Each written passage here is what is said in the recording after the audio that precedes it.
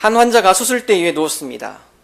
의사가 수술을 준비하는 그것을 옆에 지켜보며 이 환자가 너무 긴장이 되어 의사 선생님께 다음과 같이 이야기했습니다. 의사 선생님, 제가 처음 수술을 하는데요. 너무 긴장돼서 죽겠어요.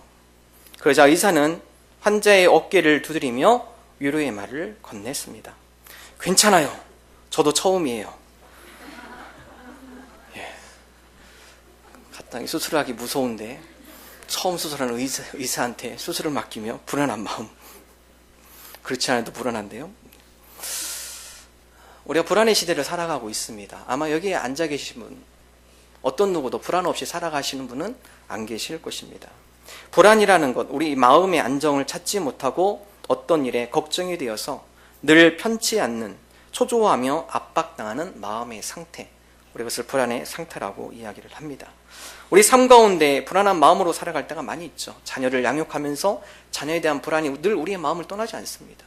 가정에 대한 불안함, 여러분 직장 일에 대한 불안함, 우리의 마음속에 늘 불안이 도사리고 있고 우리는 불안 가운데 살아가고 있다고 이야기를 해도 과언은 아닐 것입니다.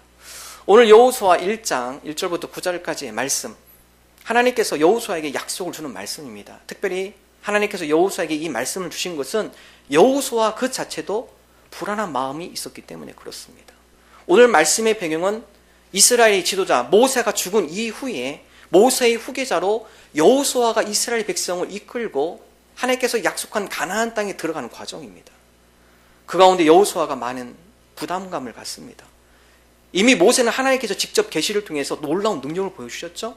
홍해를 가르기도 하고 낮에는 구름 기둥, 밤에는 불 기둥으로 모세를 통하여서 이스라엘 백성을 인도하는 하나님의 놀라운 역사. 광야에서 물을 내주시고요. 만나와 메추라기를 허락하신 놀라운 역사. 그 모세의 지도력에는 많은 이스라엘 백성이 물론 불순종과 불신의 모습도 있었지만 잘 따라왔습니다. 여호수아가 그 역할을 감당하게 될 때 마음에 부담감이 있었습니다. 내가 과연 이스라엘 백성을 잘 인도할까? 내가 과연 가나안 그 땅으로 내가 잘 정착하며 나아갈 수 있을까? 모세의 불안한 마음. 그런 가운데 하나님께서 모세에게 확신 있는 말씀, 약속의 말씀을 주십니다. 여호수아뿐만 아니라 오늘 우리에게도 하나님께서 불안한 가운데 있는 우리의 연약한 모습을 보며 오늘 여호수아에게 주셨던 것처럼 우리에게 또한 확신의 말씀을 주십니다. 오늘 이 말씀을 통하여 불안의 시대에 살고 있는 저와 여러분이 하나님의 약속의 말씀을 부여잡고 믿음으로 승리하며 나가는 저와 여러분 되시기를 주님의 이름으로 축원합니다. 불안을 극복하는 하나님의 약속의 뜻, 우리가 불안을 극복하는 삶, 그 삶은 어떤 삶일까요? 첫 번째, 하나님께서 여호수아에게 주신 말씀, 그것은 바로 비전을 붙들고 나가라는 말씀입니다. 여호수아 1장 2절의 말씀, 우리 함께 한 목소리를 읽어보겠습니다. 내 종 모세가 죽었으니 이제 너는 이 모든 백성과 더불어 일어나 이 요단을 건너 내가 그들 곧 이스라엘 자손에게 주는 그 땅으로 가라. 하나님께서 여호수아에게 첫 번째 주신 것, 모세가 죽었어. 그러나 두려워하지 말아라. 불안하지 말아라. 이미 내가 너희들에게 약속한 그 땅, 그 땅을 향하여서 이스라엘 자손을 끌고 그 땅으로 가라. 여러분, 그 땅은 이미 점령한 땅이 아닙니다. 앞으로 이스라엘 백성, 여호수아가 이스라엘 백성을 끌고 가야 할 땅이에요. 하나님께서 미리 그림을 보여주셨죠. 가나안 땅에 대한 비전을 주셨습니다. 우리가 불안과 염려가 있을 때 이 불안과 염려를 극복하고 돌파하는 힘, 비전입니다. 비전. 내일에 대한 하나님께서 우리에게 약속하신 하나님의 뜻, 그 약속을 믿고 비전을 향하여 나아가는 삶, 두려움과 불안을 건너 뛰어넘을 수 있는, 그것을 돌파할 수 있는 힘이 거기서 나옵니다. 이것을 조금 더 구체적으로 표현하면 그림을 잘 그리는 삶. 여호수아 그림을 잘 그렸죠. 하나님께서 이 가나안 땅에 이스라엘 12지파에게 나눠준 땅이 있습니다. 한번 그림 보겠습니다. 지도 보시죠. 갈릴리 호숫가입니다. 그리고 이곳이 사해이죠. 갈릴리 호숫가에서 사해로 흘러가는 강, 이 강을 요단 강이라고 이야기를 합니다. 하나님께서 모세에게 이미 민수기 말씀을 통하여서 이스라엘이 이 가나안 땅, 이 땅을 차지할 것이다. 그 이전에는 밑에 광야에서 헤매있죠. 이 가나안 땅을 차지할 건데 그 가나안 땅의 경계, 이 모든 것들을 민수기 말씀에 이야기를 해주십니다. 그리고 각 지파별로 제비를 뽑아서 각 지파별로 땅을 나누어라. 인구가 좀 많은 지파는 좀 더 넓은 땅, 인구가 적은 지파는 좀 더 적은 땅. 그래서 가나안 요단강을 중심으로 요단강 동편에 세 지파, 두 지파, 므낫세 반지파, 그래서 대략 한 세 지파가 거주하게 되고요. 나머지 지파가 요단강 서편에 거주하게 됩니다. 하나님께서 여호수아가 마음이 흔들릴 때마다 이 그림을 주셔요. 가나안 땅, 내가 이미 너희들에게 준다고 약속한 땅이야. 가나안 요단강 동편과 서편, 이 모든 지파들이 이곳에서 땅을 분배할 거야. 그 땅을 보며, 그 가나안 땅을 그려가며 내가 너희들에게 짜맞춰진 그림 있지, 그 그림 바라보며 앞으로 나아가라. 여러분, 그렇습니다. 여호수아가 힘들고 어려울 때 하나님께서 주신 약속, 그래, 하나님께서 우리에게 이 약속을 주셨고 그 땅에 대해서 각 지파들이 나눌 것을 보여주셨지. 그 그림을 보고 여호수아가 앞으로 나가는 것을 성경은 기록을 하고 있습니다. 여러분, 우리 인생 가운데 비전이 있는 사람과 비전이 없는 사람 큰 차이 있습니다. 연초에 여러분 비전 나름대로 다 세우셨죠? 계획 세우셨죠? 여러분, 자꾸 리마인드 하셔야 돼요. 자꾸 떠올리셔야 합니다. 그 그림을 자꾸 여러분 머릿속에, 마음속에 품으셔야 합니다. 그때 그 비전이 없어지지 않는 것이고 그 비전을 향해서 꾸준히 나아갈 수 있는 것입니다. 잠언 29장 18절 전반전 말씀 우리 함께 한 목소리 읽겠습니다. 묵시가 없으면 백성이 방자히 행하거니와. 잠언은 다음과 같이 고백합니다. 묵시가 없으면, 묵시라는 것은 계시, 비전, 우리가 살아감에 있어서 계시가 없는 삶, 비전이 없는 삶, 그것은 방자에 거하는 삶, 방자에 행하는 삶. 방자이라는 것은요, 제멋대로 살아가는 삶, 무례하게 살아가는 삶, 거리낌 없이 자기 멋대로 살아가는 삶, 방황하는 삶. 우리가 비전이 없고 그림이 없으면 우리 인생이 쉽게 방황할 수 있습니다. 쉽게 잘못된 길로 빠질 수밖에 없다는 것입니다. 그러므로 비전을 가지고 살아가는 것, 우리 가운데 하나님께서 주시는 꿈을 품고 살아가는 것, 우리 인생 가운데 하나님께서 주시는 그림을 잘 맞춰가며 살아가는 것, 그 인생이 복된 인생이고 우리 인생이 의미 있고 보람된 삶으로 인도해 준다는 것입니다. 여러분, 교회 주차장 오다 보면은 양쪽 주차장 공사하는 거 보셨나요? 우체국 옆에도 공사하죠? 이렇게 펜스가 쳐 있어서 벽에 쳐서 잘 안 보이지만 여러분, 여기에서 보면은요, 기반 공사가 지금 다져져 있고 한참 공사하는 게 보입니다. 여기 해피라면 저희 건너편 보면 벌써 철골로 4층 올라간 거 보이시나요? 여러분, 그 펜스 벽에 보면 조감도가 있습니다. 조감도. 앞으로 이 주차장이 어떻게 지어질 건지 2월 28일 공사해서 5월 30일 마칩니다. 6월 달부터 여러분 사용하실 수 있어요. 조감도가 있고 그 조감도가 나오기 이전에 이미 설계도가 다 짜져 있는 것이죠. 여러분, 주차장 짓는 것도 그냥 짓지 않아요. 그 주차장 하나하나 짓는 것도 이미 다 계획하고 설계하고 그림을 그리고 난 다음에 공사가 들어갑니다. 그럴 때 부실 공사 안 되고 엉뚱한 공사 안 되는 거죠. 심지어 작은 창고 하나 지을 때도 그냥 짓지 않습니다. 거기다 그림 다 밑그림 그리죠. 어떻게 질 건지, 어떻게 설계할 건지. 그림 그리지 않고 설계하지 않고 그냥 막 짓다 보면 처음에 생각한 것과 다른 방향으로 나갈 수밖에 없어요. 여러분, 하물며 우리 인생의 집을 짓는데 그림 없이 짓는다? 우리 인생의 계획을 없이 우리 인생을 살아간다? 우리가 방자 행할 수 있어요. 엉뚱한 길로 빠져들어갈 수 있습니다. 여호수아가 가나안 땅에 가면서 하나님께서 맞추신 그림, 그 그림을 보고 나아갈 때 가나안 땅이 어느 곳이고 그곳 가운데 각 지파별로 어떻게 분배해야 할지 그 그림을 보고 하나씩 하나씩 실행해 나가며 맞춰 나가는 것이죠. 오늘 저와 여러분이 우리 인생 가운데 멋진 집을 짓기를 원합니다. 그러기 위해서 하나님, 주님께서 우리에게 주시는 비전, 그 그림을 잘 그려가게 하여 주옵소서.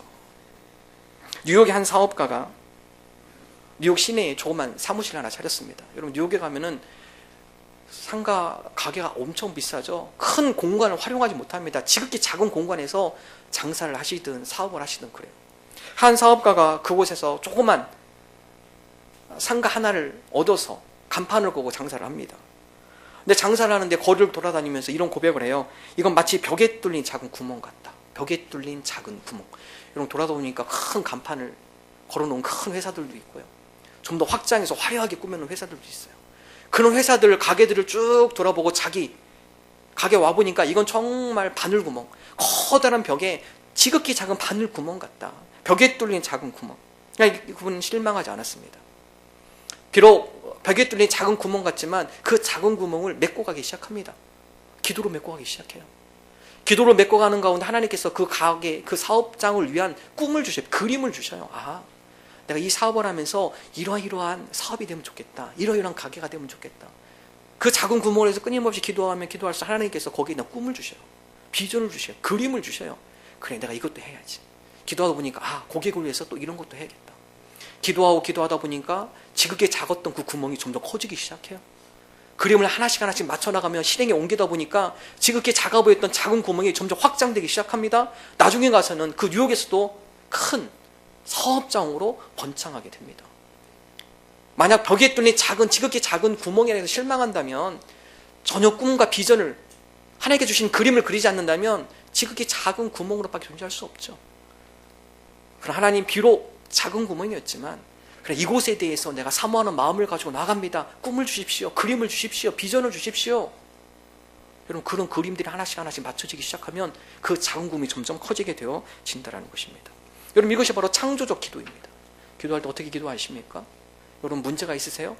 그 문제에 집중하지 마시고 하나님, 이 문제를 통해 하나님께서 이루고자 하는 큰 그림을 보여주옵소서. 여러분, 이것이 창조적 기도예요. 여러분 가운데, 삶 가운데 벽에 뚫린 지극히 작은 구멍처럼 생각되는 거 있으세요? 변하지 않을 것 같고, 지극히 작아서 표도 나지 않을 것 같고, 더 이상 확장되지도 않을 것 같고, 지극히 작은 바늘 구멍으로 존재할 것만 같은 우리 인생 가운데 있는 여러 가지 장벽과 여러 가지 우리 가운데 있는 어려움들, 여러분, 그 지극히 작은 구멍을 가지고 묵상하면서 기도해 보십시오. 그리고 하나님, 이것을 통해서 주님께서 우리에게 비전을 주시고 꿈을 주십시오. 하나님께서 꿈을 주셔요. 그림을 주셔요. 하나씩 하나씩 맞춰가십시오. 여러분, 우리의 자녀도 마찬가지입니다. 자녀에서 기도할 때 그 자녀를 향한 여러분의 소망이 있으시죠? 꿈이 있으시죠? 그 자녀를 향한 여러분의 소망이 있으시지 않습니까? 그림을 그려나가십시오. 기도하면서 하나님, 우리 자녀가 이런 인물 되기를 원합니다. 하나님, 우리 자녀로 하여금 이러한 성품 갖기를 원합니다. 여러분의 자녀를 위해서 기도하며 여러분의 자녀에 대한 그림을 그려나갈 때 그 그림을 그리는 자가 그 그림대로 이루어집니다. 이것이 바로 창조적 기도입니다. 그 그림을 그리고 그림을 하나씩 하나씩 실행해 나갈 때 그 그림, 그 비전이 이루어지게 되어진다는 것입니다. 교회 사역도 마찬가지입니다. 우리 많은 사역 봉사하시죠? 여러분, 그림을 잘 그리셔야 돼요. 저도 새벽마다 이 교회를 위해서 하나님, 어떠한 목회가 하나님이 기뻐하시는 목회입니까? 하나님, 교회에서 어떻게 하는 것이 하나님을 즐겁게 하고 영화롭게 하는 겁니까? 그림을 그려나가요.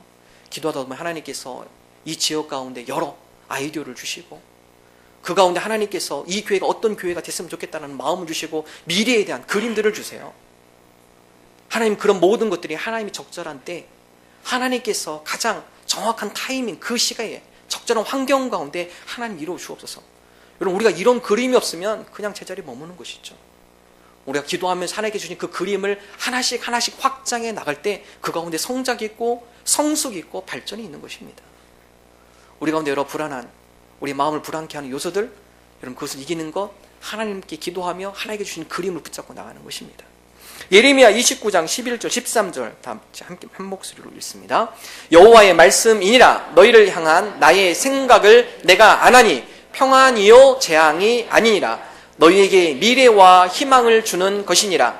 너희가 내게 부르짖으며 내게 와서 기도하면 내가 너희들의 기도를 들을 것이요 너희가 온 마음으로 나를 구하면 나를 찾을 것이요 나를 만나리라. 하나님께서 우리에게 주고자 하는 것 재앙이 아닙니다. 하나님께서 우리에게 주고자 하는 것은 미래와 희망입니다. 우리가 기도할 때 우리를 향한 하나님의 미래, 우리가 기도하며 하나님에서 간절히 비전을 구하며 나갈 때 우리를 향한 하나님의 희망 보이는 거예요. 그 그림을 주시는 것이죠. 우리가 와서 부르짖을 때 하나님께서 우리의 기도를 들으시고, 우리가 하나님을 찾을 때 하나님께서 우리를 만나주신다고 말씀하고 계십니다. 오늘 저와 여러분이 그림 잘 그리기를 원합니다. 우리 인생의 설계를 잘 세워나가기를 원합니다. 우리 가운데 비전을 잘 설정하며 나아가기를 원합니다.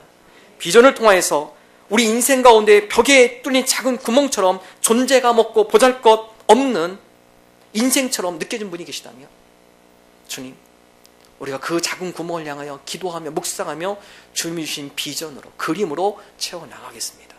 이러한 믿음으로 고백하는 저와 여러분 되시기를 주님의 이름으로 축원합니다. 두 번째, 불안한 여호사에게 주시는 말씀, 비전을 따라가라, 비전을 붙들어라. 두 번째, 강하고 담대하라 말씀하십니다. 6절의 말씀 함께 한 목소리 읽습니다. 강하고 담대하라. 너는 내가 그들의 조상에게 맹세하여 그들에게 주리라 한 땅을 이 백성에게 차지하게 하리라. 하나님께서 여호사에게 두 번째 주신 말씀, 비전이 있어요. 비전을 붙들어라 말씀하세요. 그러나 거기서 멈추지 말아라. 그 비전을 향해서 강하고 담대한 마음으로 나아가라. 여러분, 비전이 있지만 우리 눈에 보이지 않는 먼 비전, 하나님께 주신 그림이 있어요. 그러나 우리 눈에 보이는 것은 당장 현실의 장벽입니다. 여호수아에게 하나님께서 비전을 주셨지만 여호수아 당장 눈앞에 보이는 것은 현실의 장벽이 보입니다. 첫 번째, 요단강을 건너가야 돼요. 성경을 보면 그 당시에 여호수아와 이스라엘 백성이 요단강을 건너간 그 시기가 니산 월이라고 되어 있어요. 니산 월이를 태양력으로 환산해 보면, 지금의 달력으로 환산해 보면 3월에서 4월경입니다. 3월에서 4월경 우기고 빗물이 가장 불어나는 시기, 요단강이 최고 수위에 이르는 가장 물이 풍성한 시간입니다. 걸어서 도저히 건너갈 수가 없어요. 물론 건기 때는 걸어갈 수 있어요. 그러나 우기가 되고 비가 많이 오고 요단강이 최고 수위에 왔을 때는 걸어서 건너갈 수 없어요. 배를 타고 가야 합니다. 생각해 보세요. 남자만 60만, 칼을 쓸 수 있는 20세 이상의 남자만 60만, 아이들, 여성 다 포함하면 200만입니다. 배 한 척 없어요. 물은 최고 수위로 배가 없으면 건너갈 수 없는 환경입니다.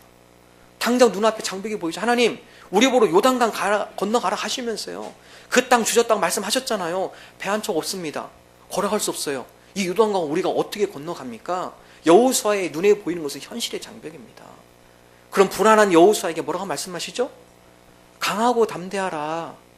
네가 건너는 게 아니라 내가 그 강을 건너게 해줄게. 내가 너희들과 그 땅을 차지할 수 있도록 인도해 줄게. 여러분, 이것이 믿음의 사람이죠. 우리 현실의 장벽이 보여요. 그 현실의 장벽에 우리 포커스와 우리 마음이 빼앗긴다면 장벽 건너갈 수 없어요. 그 장벽을 건너게 하시고 그 장벽 가운데 그것을 뛰어넘을 수 있도록 인도해 주시는 하나님을 바라볼 때, 강한 담대함으로 나아갈 때 우리가 건너갈 수 있는 거죠. 여호수아에게 있는 현실적 두 번째 장벽, 요단강은 건너갔다 치더라도 요단강에서 서편으로 9km만 더 가면 여리고성이 버티고 있어요. 가장 난공불락이라는 여리고성, 그 성은 가파른 경사 위 정상에 세워진 성입니다. 밑에서 공격해서 그 성을 점령하기는 불가능해요. 전투에서 이길 확률은 전혀 없는 그 성. 하나님, 요단강을 설령 건너갔다 할지라도 저 여리고성을 어떻게 하나요? 이미 정탐꾼을 보내서 여리고를 다, 가나안 땅을 다 탐방했죠? 가보니까 난공불락 천연 요새 여리고성에 버티고 있어요. 현실적으로 우리 눈앞에 우리가 점령할 수 있는 저 성을 어떻게 우리가 점령할 수 있습니까? 하나님께서 여호수아에게 말씀하죠. 강하고 담대해. 니네가 싸워서 성을 점령하는 것이 아니라 너희들을 대신하여 내가 대신 싸울 거야. 강하고 담대하라고 하나님께서 여호수아에게 명령하시죠. 세 번째, 여호수아가 그 여리고성을 점령한다 할지라도 그 가나안 땅에 있는 네피림 족속이 있습니다. 그래서 12 정탐꾼이 가서 10명의 다음같이 얘기하죠. 가나안 땅에 있는 사람들 보니까 거인이에요. 거인. 네피림 족속, 거인족. 그들에 비하면 우리는 메뚜기입니다. 현실적 장벽이 보여요. 하나님, 설령 여리고성을 점령한다 할지라도 가나안 땅에 거인족들이 많은데 그들과 싸워서 우리가 어떻게 이깁니까? 현실적인 불안함, 현실적 장벽들이 너무 많아요. 그런 불안한 마음을 잘 아신 하나님께서 여호수아에게 말씀하죠. 강하고 담대해라. 네가 싸우는 것이 아니라 그 가나안 땅에 있는 네피림 족속조차도 내가 너희들을 대신하여 싸울 것이다. 강하고 담대하라. 우리가 신앙생활, 믿음생활을 한다는 것은 우리 앞에 현실에 장애와 장애물들이 많아요.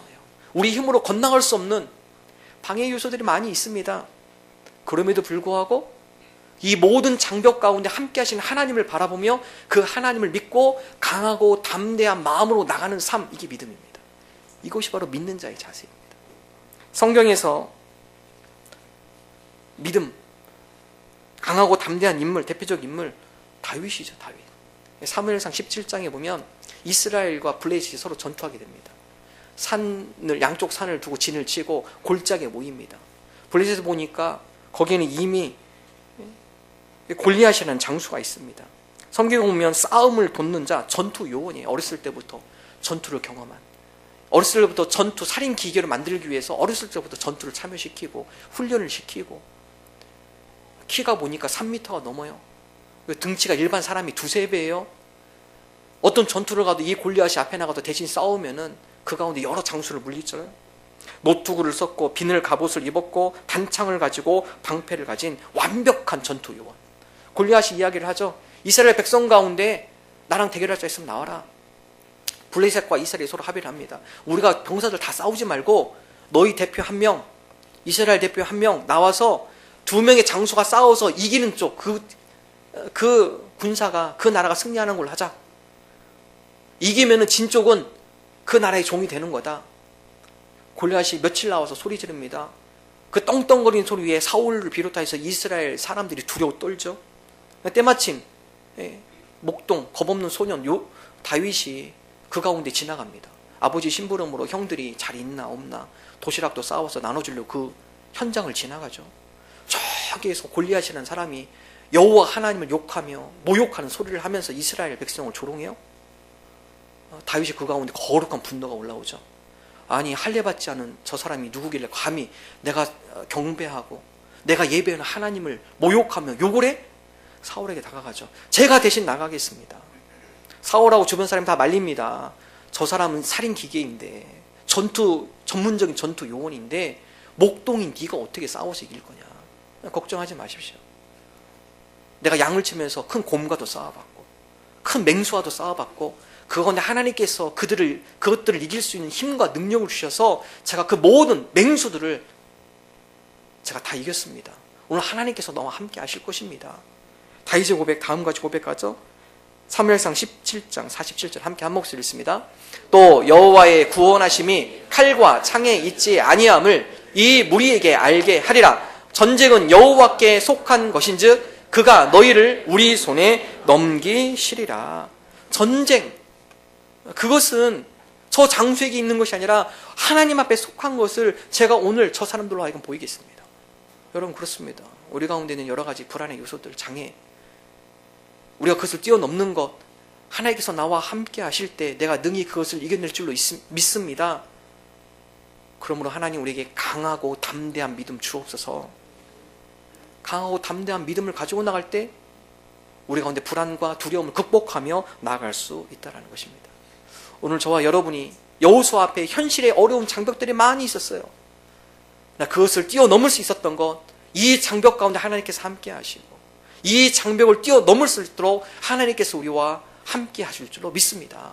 강하고 담대한 믿음으로 나가는 저와 여러분 되기를 주님의 이름으로 축원합니다. 강하고 담대한다, 이것은요 두려움을 극복하는 것을 의미합니다. 미국의 상담가인 앤 랜더스, 이분이 한 달에 수천 통의 편지를 받습니다.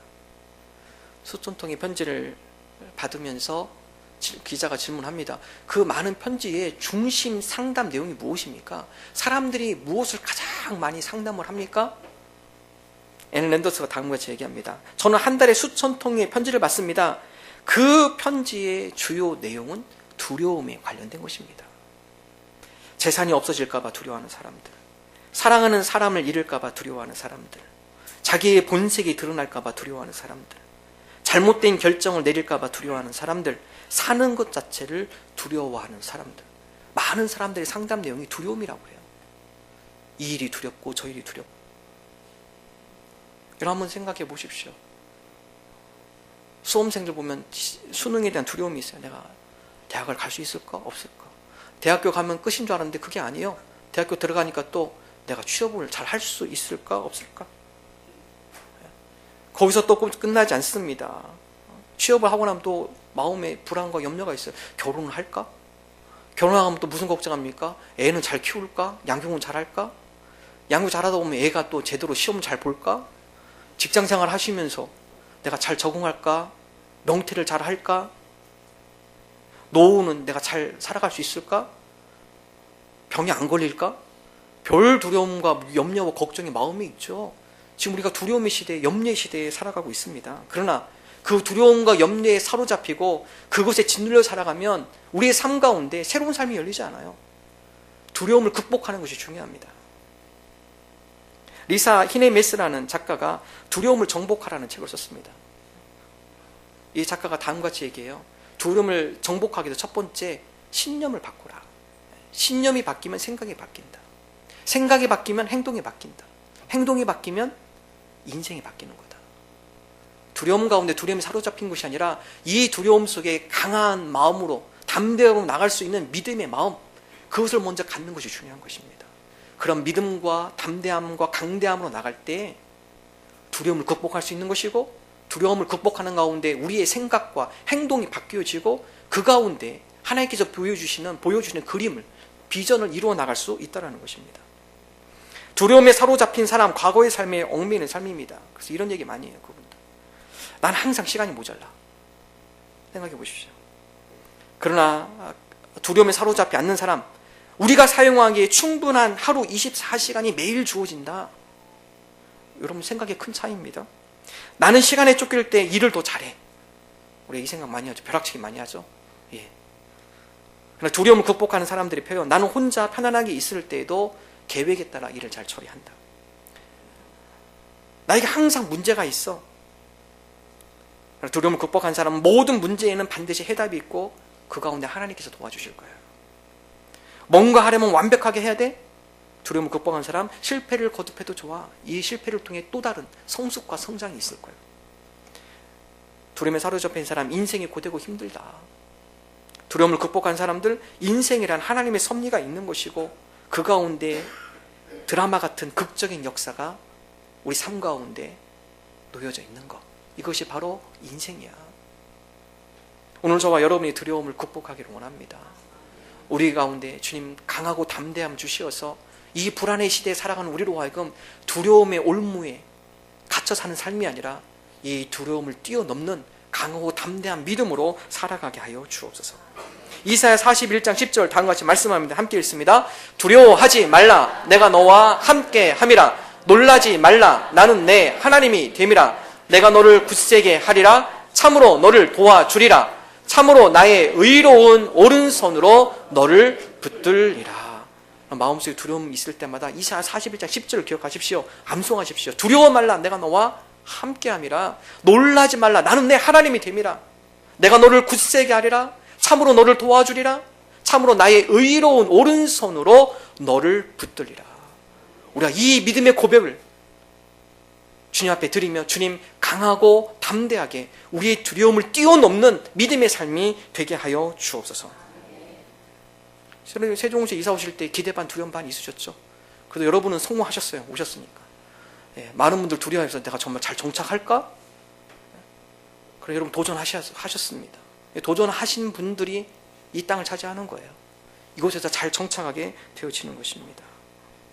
빌립보서 4장 6절 우리 함께 한 목소리로 읽겠습니다. 아무것도 염려하지 말고 다만 모든 일에 기도와 간구로 너희 구할 것을 감사함으로 하나님께 아뢰라. 염려? 그것으로 우리 문제가 변화되지 않습니다. 오늘 사도 바울은 모든 일에 기도와 간구로 너희 구할 것을 감사함으로 하나님께 아뢰라. 그리하면 모든 지각에 뛰어나신 평강의 하나님께서 너희 마음과 생각을 지킬 것이다. 우리가 두려움을 뛰어넘고 우리가 염려를 기도로 바꾸고 그 가운데 담대함과 강함으로 함께 하시는 하나님의 은혜를 누리는 저와 여러분 되시기를 주님의 이름으로 축원합니다. 마지막 세 번째, 불안에 있는 여호수아에게 주신 말씀, 말씀에 순종하는 삶을 살아가라. 말씀을 따라가는 삶을 살아가라. 여호수아 1장 7절이죠. 함께 한 목소리 읽겠습니다. 오직 강하고 극히 담대하여 나의 종 모세가 내게 명령한 그 율법을 다 지켜 행하고 우로나 좌로나 치우치지 말라. 그리하면 어디로 가든지 형통하리니. 불안한 여호수아에게 주신 말씀, 이제 더 이상 걱정하지 마. 그림을 그렸어? 강하고 담대한 마음으로 가져가. 그 마음 가질 때 전투에 나가서 너희들이 승리할 수 있어. 현실의 장벽 그걸 뛰어넘을 수 있어. 그리고 그것을 하나씩 이루어 나가는 것, 그것은 바로 하나님의 말씀을 하나씩 순종하며 따라가는 거야. 오늘 저와 여러분이 하나님의 말씀, 그 말씀을 따라가기를 원합니다. 우리 미래가 앞에 보이지 않아요. 뿌연 안개와 같아요. 그렇지만 분명한 것은 하나님의 약속, 주님께 주신 말씀을 순종하며 그 길을 한 걸음 한 걸음 나아갈 때 하나님께서 인도하고 예비하신 그 목적에 우리가 도달할 수 있다는 것입니다. 여호수아는 이스라엘 백성을 통해서 광야 40년을 통해 많이 체험합니다. 하나님의 말씀을 어기고 살아가는 것, 그 가운데 여러 어려움을 당하죠. 고난을 당하죠. 여러 적들로부터 침투를 받고 여러 가지 질병과 여러 가지 하나님의 심판에 고통을 당하고, 그러면서 이스라엘 백성 하나님 앞에 회개합니다. 하나님 용서하여 주십시오. 우리의 불순종과 우리의 우상 섬김을 주님 긍휼히 여겨주십시오. 불쌍히 여겨주십시오. 용서하여 주옵소서. 다시 그들이 하나님의 말씀 앞에 돌아올 때 하나님께서 다시 길을 열어주셔요. 그 가운데 만나와 매출하기로, 그 가운데 불기둥과 구름기둥으로 다시 하나님께서 선한 길로 인도해 주셔요. 그래서 여호수아에게 하신 말씀, 율법을 지켜 행하는 것이 곧 형통이다. 형통이라는 것은 모든 것이 잘 되는 것을 의미합니다. 미래에서 잘 몰라요. 그러나 하나님의 말씀을 따라가는 것, 그것이 우리로 하여금 미래의 길이 평탄하며 잘 되어지도록 인도해 준다는 약속의 말씀입니다. 불안한 삶, 그건 우리가 하나님의 말씀을 붙들고 나갈 때 우리가 평안함 가운데, 안정감 가운데 우리의 인생의 비전을 향해서 나아갈 줄로 믿습니다. 미드웨스트라는 미국의 한 작은 농촌, 그곳에 2층짜리 집에 사는 젊은 부부와 아이들이 있었습니다. 근데 밤에 자다가 갑자기 원인 모를 불이 났어요. 아이들이 많다 보니까 정신없이 아이들 깨우고 그 가운데 급한 거 빼느냐고 정신없이 부부가 집에 있는 귀한 것들 빼내고 아이들을 피신시켰습니다. 근데 다 됐다 싶어서 딱 봤는데 2층에서 소리가 들려요. 아이들이 많다 보니까 한 명을 놓고 왔어요. 5살짜리 남자애를. 그 가운데 연기는 벌벌 나기 시작하고 다시 들어가려니까 입구는 이미 화염에 휩싸여서 들어갈 수가 없어요. 저 2층에서 소리가 들립니다. 아무것도 안 보여. 아무것도 안 보여. 연기가 끼고 그 매운 연기가 눈을 가리고, 그런데 아빠가 창문 가까이 가서 큰 소리로 외칩니다. 얘야, 아래로 뛰어내려. 아빠가 널 잡아줄게. 근데 이 아이가 또 소리칩니다. 아빠, 아무것도 안 보여. 아무것도 볼 수가 없어. 뛰어내리지 못할 것 같아. 다시 아빠가 외칩니다. 그래 아들아, 앞이 보이지 않을 거야. 지금 연기가 자욱해서 아무것도 안 보일 거야. 그러나 여기서 아빠는 너를 볼 수 있단다. 뛰어내리면 아빠가 잘 받아줄게. 걱정하지 마, 뛰어. 이 아이가 믿고 뛰어내립니다. 여러분, 우리가 신앙생활 한다는 것은 이거예요. 앞에 잘 보이지 않잖아요. 여러분, 내일이 보이시나요? 안 보이죠? 여러분, 미래에 대해서 당장 여러분 마음속에 있는 걱정과 염려에서 보이시나요? 해결점이 보이십니까? 안 보이죠? 자욱한 안개와 같이, 연기와 같이 한 치 앞을 볼 수 없는 우리 인생이에요. 그러나 분명한 것은 하나님께서 그 가운데 우리를 기다리고 계시고, 우리를 주목하고 계시고, 우리를 맞을 준비를 하고 계시다라는 것입니다. 그 하나님의 말씀을 믿고 우리가 과감히 뛰어드는 것, 하나님의 말씀 속에 뛰어드는 것, 그리고 그 말씀을 따라 한 걸음 한 걸음 나아가는 것, 여러분, 그럴 때 우리의 꿈이 이루어지게 되겠습니다. 하나님께서 형통의 길로 우리를 인도해 주신다는 것입니다. 오늘 저와 여러분이 불안한 여호수아에게 주님 그림을 주신 것처럼 우리 인생 가운데 그림을 주옵소서, 비전을 주시옵소서. 어떤 것이 하나님께서 기쁘시게 하는 인생인지 우리가 기도하며 하나님께서 부어주신 그림, 그 비전을 잘 그려나가게 하여 주옵소서. 그 그림 앞에 현실의 어려움이 있다 할지라도 강하고 담대한 믿음, 하나님께서 나와 함께 하시고 나를 지키신다는 믿음을 가지고 나아가게 하여 주옵소서. 하나님의 말씀에 순종하며 안개와 같이 자욱한 우리 인생이지만 그러나 말씀 따라 한 걸음 한 걸음 주님과 동행하는 삶 되게 하여 주옵소서. 이러한 믿음으로 고백하는 저와 여러분 되시기를 주님의 이름으로 축원합니다.